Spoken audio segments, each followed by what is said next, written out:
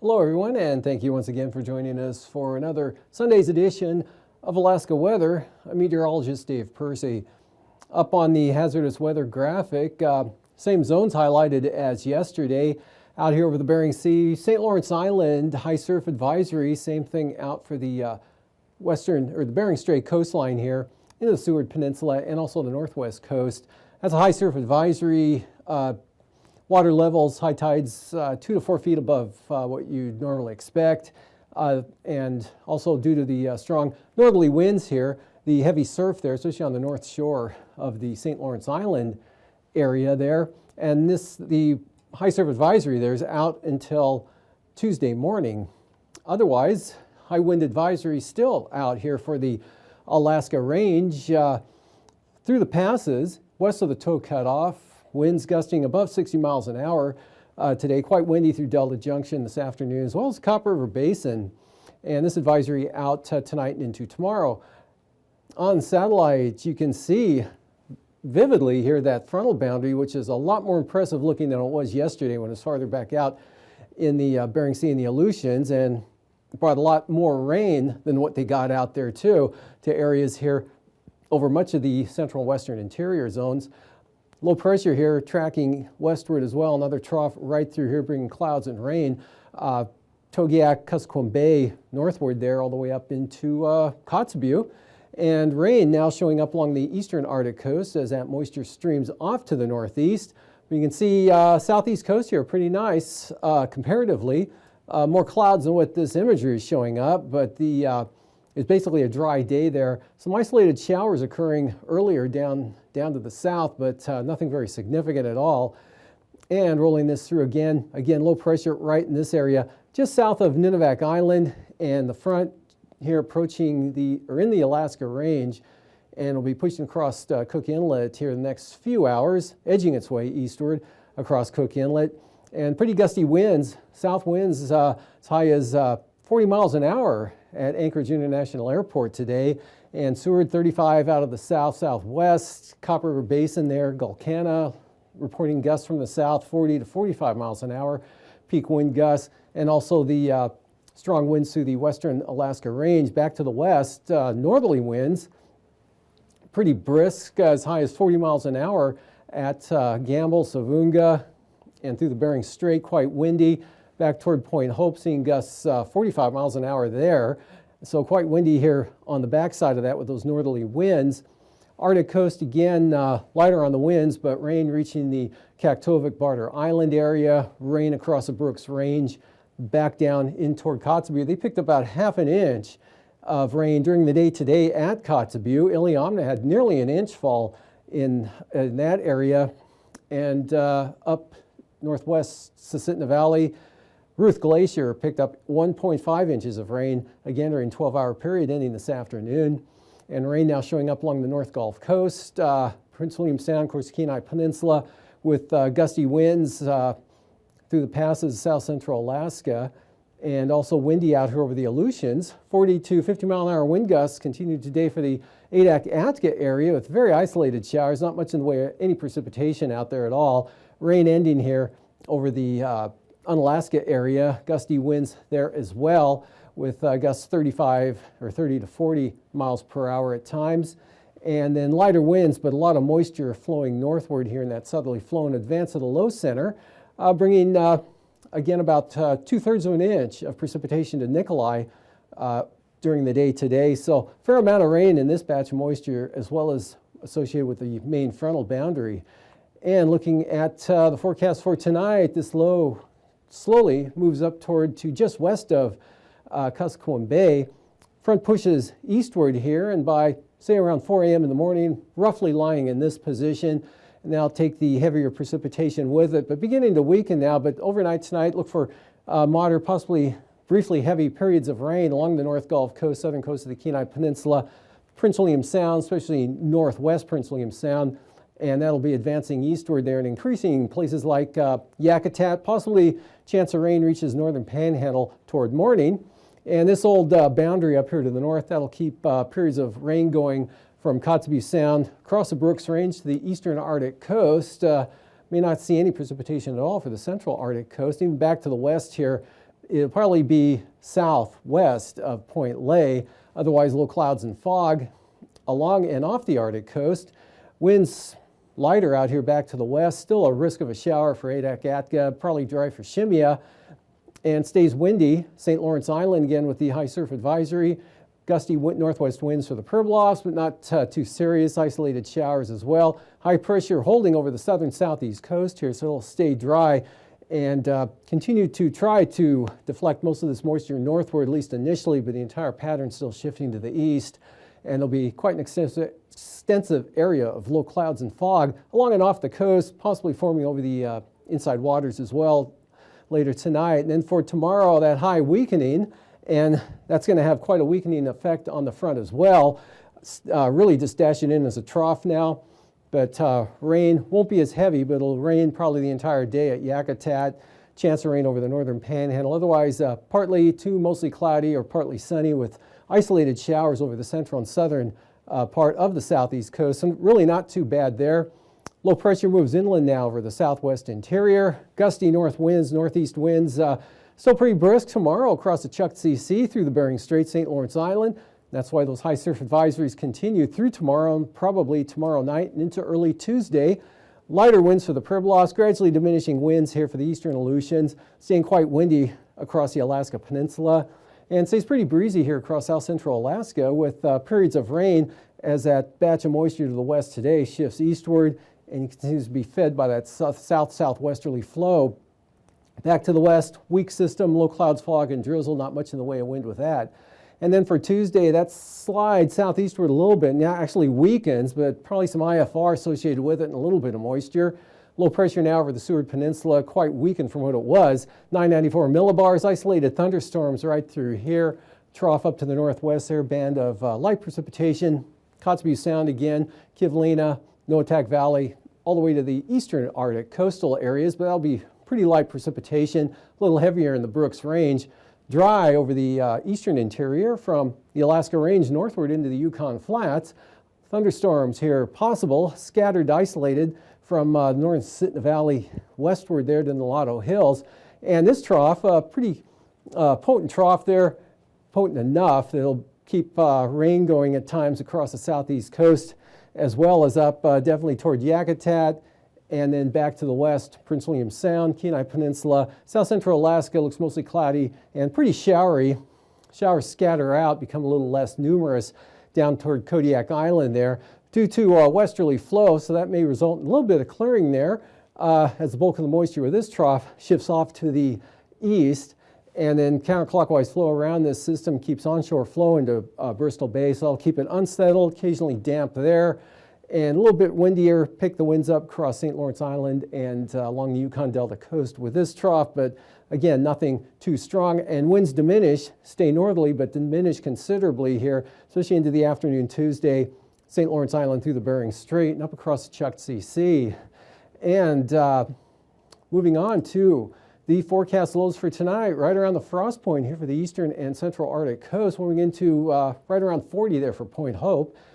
South of the Brooks Range, lower 50s, Kobuk, Koyukuk, and upper Yukon Valley locations, and upper 40s, lower 50s through the central interior. A little milder here over the 40-mile country, lower 50s, south central Alaska, mostly in the 40s, out over the Bering Sea and the Aleutians, with lows right around 40 for St. Lawrence Island. In the lower to mid 50s for the Panhandle. Highs for tomorrow into the lower 60s there for the southeast coast. 70, 75 here, central eastern interior, north of the Alaska Range. 50s to lower 60s south of the mountains. Upper 50s in the southwest coast. And highs in the upper 30s there for the central and eastern Arctic coast, otherwise in the 40s. And for the lows the following morning, lower 50s in the northeast to upper 40s here down toward the southwest. And right around 50 Kodiak, Soldovia, Homer. Lows in the lower 50s here, south central Alaska, near 50 Tanana Valley, lower 50s for the Panhandle. Highs back into the lower 70s up over the northeast interior, near 50 in the Aleutians, and mostly in the upper 50s for the Panhandle.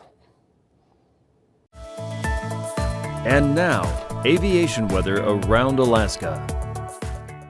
Looks like tomorrow, IFR here, northeast Pacific, eastern Gulf of Alaska, narrow band right up there to the northern Panhandle, Lynn Canal, Glacier Bay, and eastward. improving down the coastline there, or over the inside waters to eventually VFR conditions. IFR, North Gulf Coast, Kilburg, Auckland mountain areas, and to Cape Newenham. A lot of IFR here, Brooks Range vicinity, North Slope, and even the Arctic coast.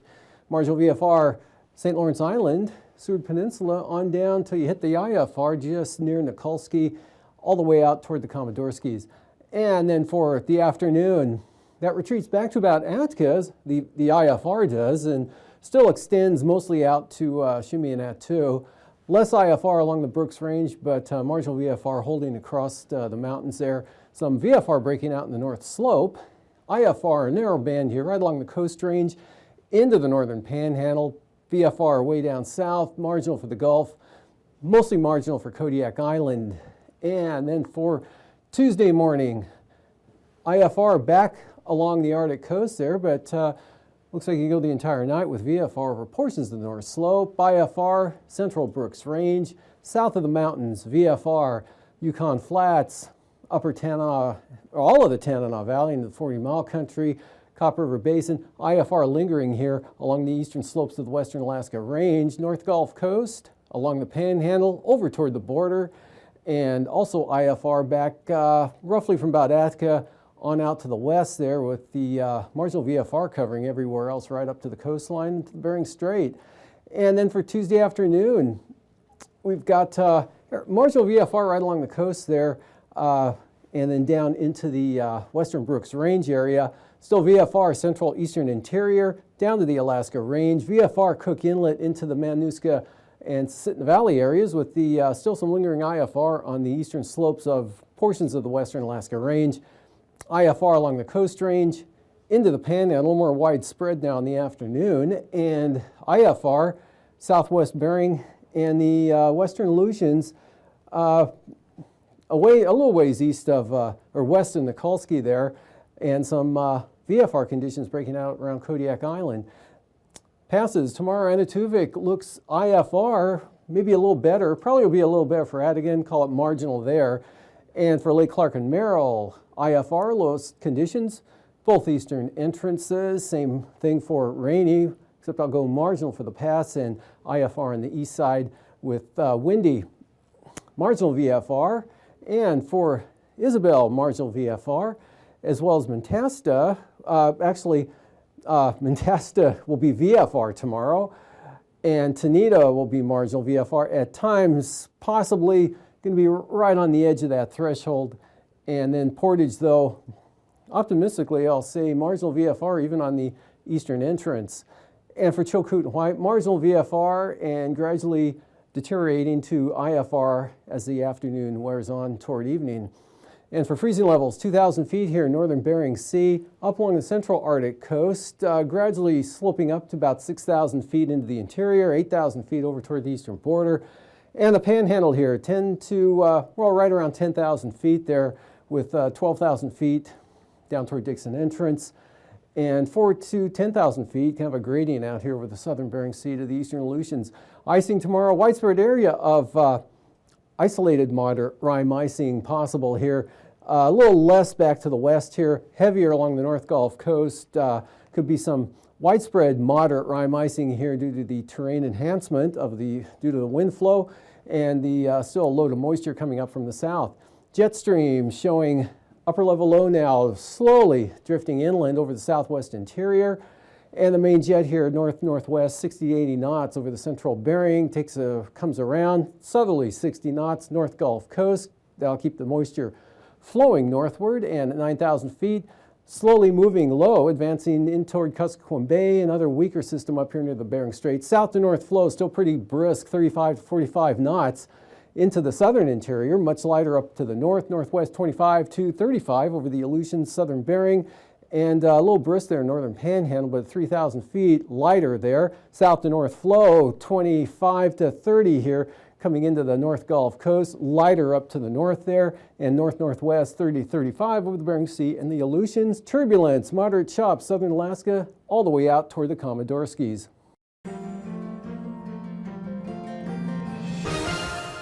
Welcome to another edition of Alaska Weather Facts. I'm meteorologist Dave Snider, and joining us once again is our good friend Eric Stevens from GINA, the Geographic Information Network of Alaska.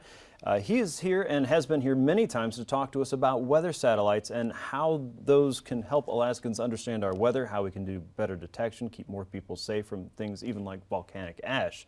But today, Eric, you're going to talk to us a little bit more about weather satellites and how that can keep Alaskans safe and protect our property from wildfire, right? That's right, Dave. Today's topic is where there's smoke, there's fire. And thanks for having us back again to Alaska Anytime. Weather. Well, weather satellites have a lot of different instruments on them. It turns out that the electromagnetic spectrum has a lot going on in it, and only one part of that is visible light, what we see. Right. Weather satellites, of course, report that. Today's topic is wildfires. Okay. There are some people who say that in Alaska in the summertime you don't have severe weather. These people are usually from Oklahoma or somewhere, and F5 tornadoes tend not to occur in Alaska. Right. People have also said what we do have in the summer. What is Alaska's severe summer weather can be hydrology, Right. flash flood and erosion in the mountains and things like that, and fires, wildfires. Absolutely. Those were here in 2004, certainly remember that. We've got an example here from 2014. Now, it was a quiet season overall, but in May, down on the Kenai Peninsula, we had a wildfire on the Funny River, and this is a satellite image from a polar orbiter that went right over Alaska, and we can see the plume of smoke coming out of that fire on the Kenai, curling down. It's caught in the wind. Right. It goes down toward Kodiak Island, curves around. You can see it circulating around a low pressure system that's in the Gulf of It Alaska. was a beautiful picture. Oh my gosh. Except there was a fire. There's a fire there. The nice thing is with this satellite image, you can tell where the fire origin is, where the Right. smoke is coming from. And it's a color image. We're looking at the wavelength spectrum of about 0.4 to 0.7 micrometers or microns. That's what the human eye would see. If you were riding on the satellite and looked down, you could see this kind of an image. Right. So that's pretty nice. But it turns out there's more to the electromagnetic spectrum than just visible light. Okay. You've heard of infrared, ultraviolet, that kind of thing. If we move into longer wavelengths, let's go to one specifically, 3.7 micron. Okay, 3.7. Why worry about that one? Okay. Well, we've got an example here. 3.7, it turns out, happens to be very sensitive to a certain temperature range, temperatures where fires burn. Okay. And so we've got an example zoomed in a little more from that same Funny River fire down on the Kenai Peninsula, and we can see that you get up into a few hundred degrees Fahrenheit, Right. and that's where the colors are. We can see there on the Funny River fire to the west and to the east, almost a horseshoe shape there, is not only we're seeing where the fire is in a general sense, but specifically where it's the active fire That is where front. it's burning right now. And it's Amazing. 3.7 microns is the important temperature there. Okay.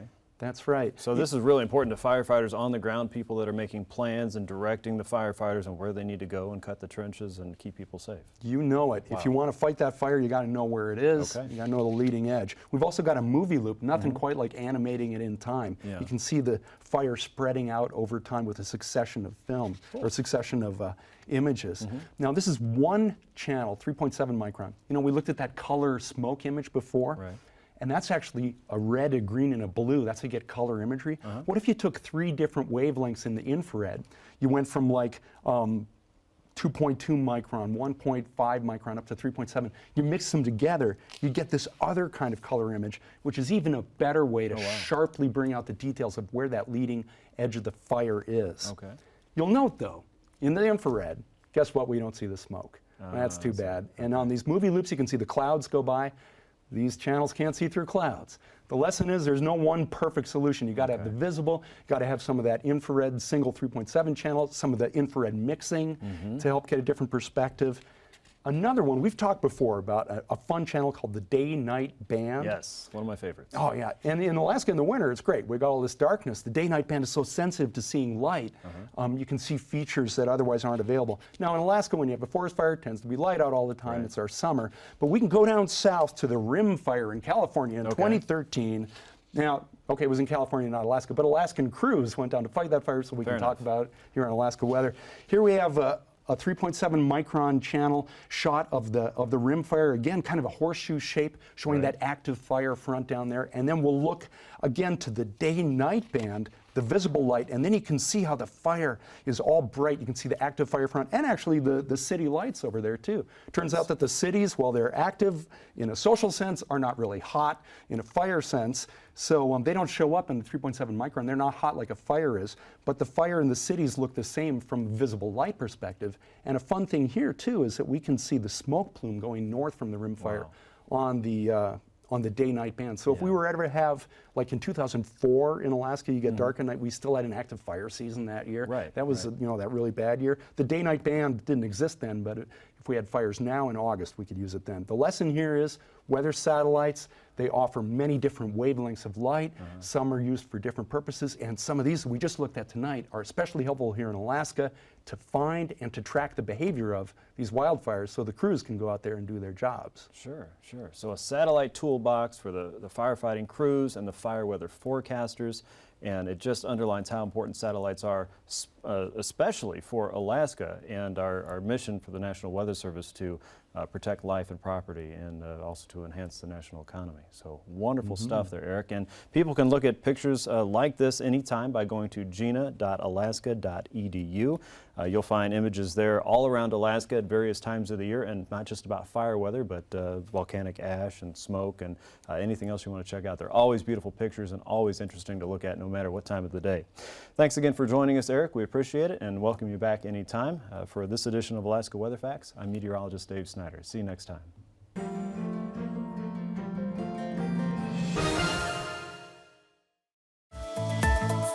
And now, marine weather around Alaska. Welcome back. Looking at today's sea ice analysis. Not a lot of changes here, central and east side. You can see continuing to open up from Mackenzie River Bay off to the northwest, but with those northeast and northerly winds sailing southward here across the Chukchi Sea and through the Bering Strait, ice edge through this area back toward the western coast there has come southward since yesterday, 10 to 15 nautical miles, and that may advance farther south here over the next 24 hours, and then that'll be about it. And for coastal water forecast tomorrow, south coast of the Panhandle, right through here, south 10 to 15, seas 6 feet, 20 to 25 knots here for the north coast with 8 to 9 foot seas. Pretty gusty winds, gale force gusts expected for northern Lynn Canal to 40 knots tomorrow, with seas at 5 feet, southeast 15, Stevens Passage, and southeast 10, Clarence Strait. Outlook for Tuesday, southeast 20 for Clarence Strait, small craft advisory, Stevens Passage, and south at 30 knots for northern Lynn Canal, 7 foot seas. Out along the outer coastline, pretty uniform wind and direction and speed, as well as sea height. South 20, seas 8 to 9 feet. Prince William Sound, small craft advisories tomorrow, southeast 25, seas 5 feet, and south 30 knots here for the eastern North Gulf Coast around Middleton Island, 9 foot seas, 20 knots back to the west, and then back into the small craft advisories there for the Barren Islands for south winds turn southeast 25, Kamishak Bay and southern Cook Inlet. Northern Cook Inlet, light northeast winds. Tuesday, east-southeast 10 for the inlet here, south coming down to 15, Kamishak Bay, south winds 20 knots, Barren Islands, North Gulf Coast, seas 9 feet, southeast 20 knots, 4 foot seas for Prince William Sound. And Kodiak, east side of the island here, south 25 knots, small craft advisories there, seas up to 10 feet, south 20, Shelikof Strait, Sitkinak to Cape Sarachev, southwest 25, seas 12 to 13 feet, north side, west 30 knots, 12 foot seas, fall back to about 20 from the south for Bristol Bay, but seas still up there at 8 feet, so small craft advisories for that zone as well. And those will turn westerly at 25 for Tuesday, west 25 with 10 foot seas all the way down the coastline. South side, west 25, pick up to 30 knots around Castle Cape and blow 30 knots all the way up to Sitkinak. Eastern Kodiak Island, the marine zones through here, southwest at 25, 10 foot seas, southwest 20 for Shelikof Strait.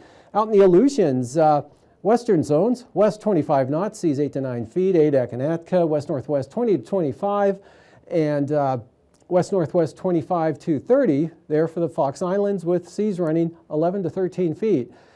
Outlook for Tuesday, lighter winds, call it west 20 for Unalaska Island, and then pretty light back toward Nikolsky, 10 to 15, much lighter there for Adak and Atka, 10 to 15 knots out of the southwest. And those seas coming down to 5 to 6 feet. Western Aleutians, lighter winds too. Southwest 15, seas around 6 feet. And south of Nunivak Island, look for west winds at 20 knots tomorrow with 9-foot seas. Northwest 30 with 13-foot seas for the Pribilofs. Turn northerly. Here you can see staying pretty brisk wind-wise all the way up to St. Lawrence Island with 30-knot winds and 11-foot seas. And then for Tuesday, those winds go variable to south for Norton Sound at about 10 knots, but stay pretty brisk here. Small craft advisory, St. Lawrence Island, all the way down the southwest coast. And northwest 25 for the northern Bering Sea. West 20 for the Pribilofs with 8-foot seas. And for the Beaufort Sea coast on the east side here, north to northeast, 10 knots or so. And light northwesterlies in the central coast. West side north 20. Cape Beaufort to Cape Thompson, northeast at 30. Cape Thompson down to the Strait, north 30 with 12-foot seas. And the small craft advisories stay out for the Chukchi Sea here with northerlies at 30, 10, or seas at 10 feet. 20-knot winds from Cape Thompson, turn northeast here on the west side, fall back to 10 knots on the central coast, east-northeast 15 on the eastern Beaufort Sea coast. For tonight, again, wind advisories continue tonight for the eastern Alaska Range, gusts 50 to 60 or higher there through the passes, and stays quite windy, actually, Copper River Basin and across south central Alaska to Kodiak. Pretty breezy and wet for the Alaska Peninsula. And high surf advisories continue out to tonight, tomorrow night for St. Lawrence Island, the Bering Strait coast with rain tonight, and then tomorrow that front weekends pushes the rain eastward, so look for rain the entire day, over to Yakutat, trying to get into the northern panhandle, drier to the south, maybe a little more sunshine, dry in the eastern interior. Showers, isolated thunderstorms up here to the northwest with this trough stays wet and unsettled with breezy conditions associated with the low along the west coast. And then for Tuesday, that low slips northward and weakens. These forecasts are for planning purposes only. Call 1-800-WX-BRIEF for a formal pre-flight briefing. Always file a flight plan before you go flying. The U.S. Coast Guard Auxiliary urges you to leave a float plan with a friend or the harbor master before you go boating.